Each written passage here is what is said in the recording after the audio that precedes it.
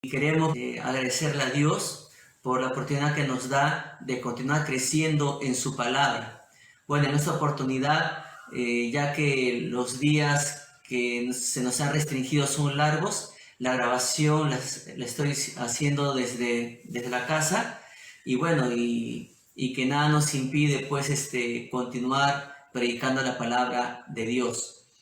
Eh, por motivo de Semana Santa voy a estar dando una serie de prédicas relacionadas pues a estas fechas importantes en la vida espiritual, no solamente de la iglesia, sino del mundo entero. Y bueno, y que esta sea una oportunidad más que nada enfocándonos hacia nosotros, porque usualmente cuando hay celebraciones por Semana Santa apuntamos a las personas que no son creyentes. Pero ya que la mayoría de la familia espiritual está en cuarentena, pues estas reflexiones o predicaciones por Semana Santa va dirigido más que nada a los creyentes. En algunos momentos estaré casi al final compartiendo una invitación para una persona que aún no conoce a Jesús y pues querramos, ¿no?, que esta persona pueda aceptar a Cristo. Dios quiere que sí, porque es su voluntad. Bien, lo que vamos a ver en esta mañana es este sermón titulado Vida Santa en Semana Santa. Es una pregunta. ¿Vida Santa en Semana Santa? Y es interesante, hermanos, porque desde el domingo pasado, donde el mundo recordó la Semana de la Pasión de nuestro Señor, no solamente a través del mensaje del Papa, ¿verdad?, que dio desde el Vaticano por primera vez a solas, porque siempre se reunía una multitud. Pero si usted recuerda, siempre el mundo, cuando se acercaba el Domingo de Ramos o se celebraba el Domingo de Ramos, las iglesias estaban pues llenas de personas. Había una inmensa cantidad de personas. Pero lo curioso es que estas personas frecuentemente no asistían a las misas. Como también hay muchos creyentes ya que son salvos que solamente se recuerdan del Señor en Semana Santa. Otros se recuerdan del Señor de Navidad y otros creyentes se recuerdan de Dios cuando hay un terremoto, un sismo fuerte, ¿verdad? Y bueno, pero la gente es interesante cómo reacciona en fechas muy especiales cuando se trata de su vida espiritual. Es interesante porque en otros lugares se realizan procesiones donde las personas elevan plegarias tratando de buscar el favor de Dios y el perdón de sus pecados. En otros lugares cargan cruces. En otros lugares andan de rodillas hasta lastimarse. Otros se lanzan latigazos en la espalda hasta sangrar, buscando pues insistentemente el favor de Dios o el perdón de Dios. También hay lugares, ¿no? Por ejemplo, acá en Lima, aunque este año no se ha hecho por el motivo de la pandemia, pero siempre, ¿no?, ahí a orillas del río Rima, siempre se hacían unas escenas, ¿verdad?, de la crucifixión de Jesús, y había un personaje que se le conoce como el Cristo Cholo, ¿verdad? ¿Se recuerda? Y bueno, y una vez le preguntaron a él, ¿por qué haces eso? ¿Por qué haces el papel de Cristo? Bueno, él decía, bueno, siempre una vez al año hay que acordarse de Dios y yo al escenar a Cristo busco el favor de Dios, el perdón de Dios.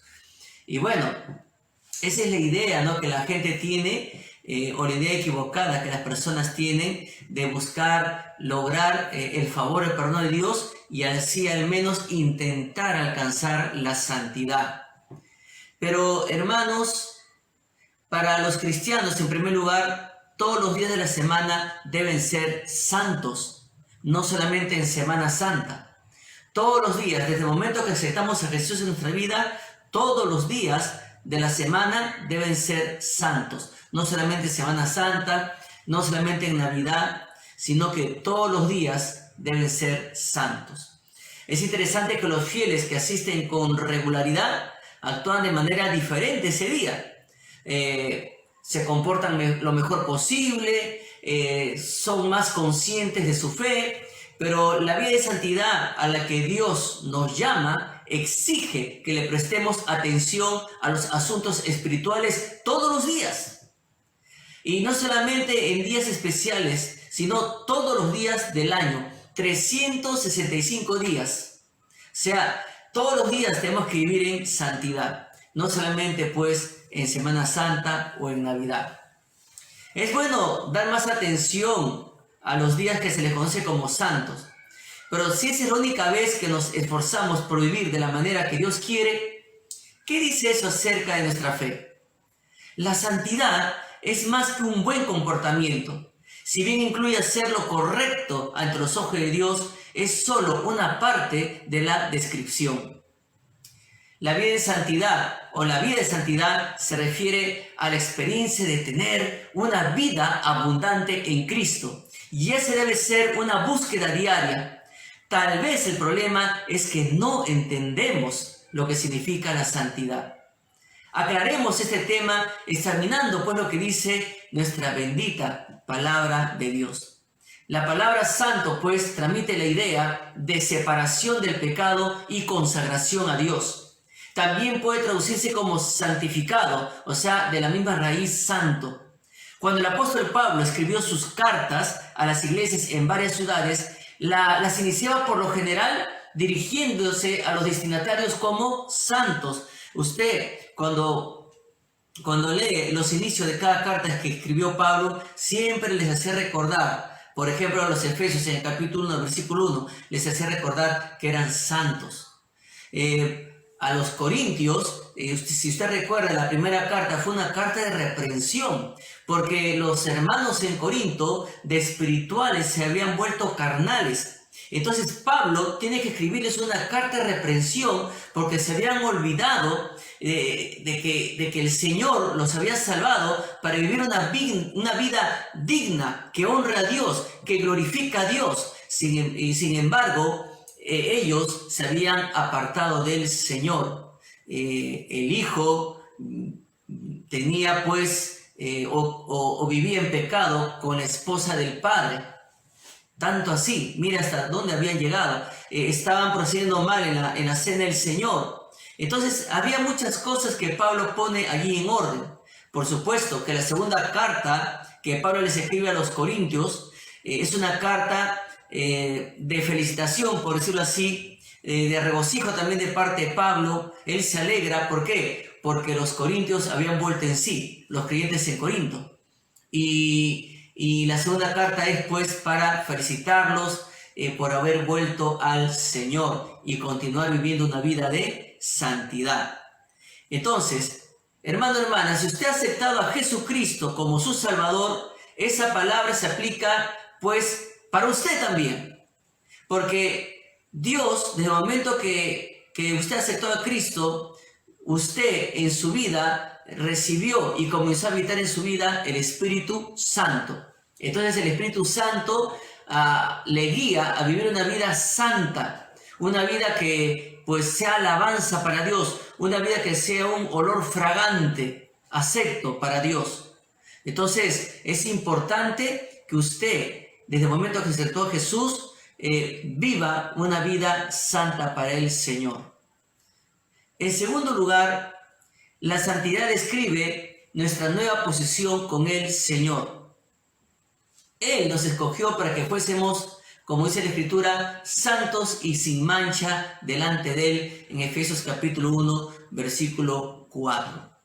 Es triste, ¿verdad? Enterarnos de tantas personas que un día le dijeron: Señor Jesús, ven, reina mi vida. Le dijeron al Padre Celestial que los perdone sus pecados y le dijeron que Jesús entre en su vida, reine en su corazón y sea su amo y Señor. Pero es lamentable que muchas personas que tomaron esta decisión, pues en un momento de locura, se hayan apartado del Señor. Muchos han caído en adulterio, muchos han caído en fornicación, muchos se han portado de manera indebida, ¿verdad? Y han dado mal testimonio a sus vecinos, en sus trabajos, en sus estudios, han dado mal testimonio y no ha habido un testimonio de santidad ante los ojos del mundo incrédulo. Y como resultado, el corazón de los inconversos se ha endurecido más ¿Y ellos qué dicen? Se burlan. ¿Así son los hermanos? ¿Así son los hermanitos? Pues si así yo voy a continuar siendo, prefiero vivir así. Mira el esposo de la hermanita, cómo la engañó. Mira el esposo del hermanito, cómo le engañó con otro hombre. Y todo eso observa el mundo inconverso y pues el resultado es que se endurece el corazón y Cristo pues sigue llamando a tantos para que vengan a Él, para que confíen en Él, pero que por causa del testimonio incorrecto de muchos, pues Cristo no puede reinar en muchos corazones. Entonces, Él nos ha escogido para que fuésemos santos y sin mancha delante de Él. Nuestros cuerpos, y no se olvide, nuestros cuerpos son el templo del Espíritu y cualquier parte de Él o que Él habite la convierte en santa. Joven señorita, usted recuerde, desde el momento que aceptó a Jesús, su cuerpo es la morada del Espíritu Santo. Su cuerpo es el templo donde mora el Espíritu de Dios. De tal manera que si usted inicia una relación sentimental con un joven y usted le permite a ese joven que le haga caricias indebidas, usted está permitiendo que él profane su templo, ese templo donde mora el Espíritu Santo. Hermano casado, si tú estás entregándote en amoríos con una mujer que no es tu esposa, pues estás permitiendo que tu cuerpo, el templo, sea profanado. Porque probablemente es una mujer inconversa, ¿verdad? Pero cuidado, también puede ser una hermana en Cristo que también está actuando carnalmente y ambos están profanando sus cuerpos. Entonces tengan mucho cuidado. Muchos han caído en fornicación, muchos han caído en adulterio. Entonces, no se olvide que su cuerpo es templo del Espíritu Santo y cualquier parte en la que el Espíritu Santo habite es santo. Sin embargo, nuestra conducta muchas veces probablemente no armoniza algunas veces con esta verdad. Sí, seguramente. ¿Por qué? Porque muy aparte de caer en adulterio, muy aparte en caer en fornicación, probablemente eres víctima de la pornografía. Probablemente eres víctima de las murmuraciones, de la chismosería. Probablemente eres víctima de malos actos. Entonces ahí tú estás profanando tu cuerpo. Cualquier parte de tu cuerpo es donde mora el Espíritu Santo. Tus ojos, tu lengua, tus manos, tus pies, todo tu cuerpo es el templo del Espíritu de Dios. Por lo tanto, hay que cuidar la santidad. Y el Señor Jesucristo nos da un consejo, ¿no? Que dependamos de su palabra. Su palabra es el agua que nos limpia. Su palabra. Porque Él, cuando oró por sus discípulos, Él le dijo a su Padre, ¿no? Señor, santifícalos en tu verdad. Tu palabra es verdad. Entonces, muchas veces hay creyentes que dicen, no soy realmente un santo, pero tampoco soy tan pecador. Por lo tanto, se colocan, ¿no?, en algún punto intermedio, pero en realidad no hay nada en medio de la santidad. No se puede negociar con el pecado. No se le puede decir a Dios, lunes peco, martes soy santo, miércoles peco, jueves soy santo. No podemos hallarle un lugar intermedio al pecado. Usted es bien una cosa o bien es otra cosa. O sea, no podemos jugar con el pecado. La Biblia, pues, describe a la santificación como un proceso.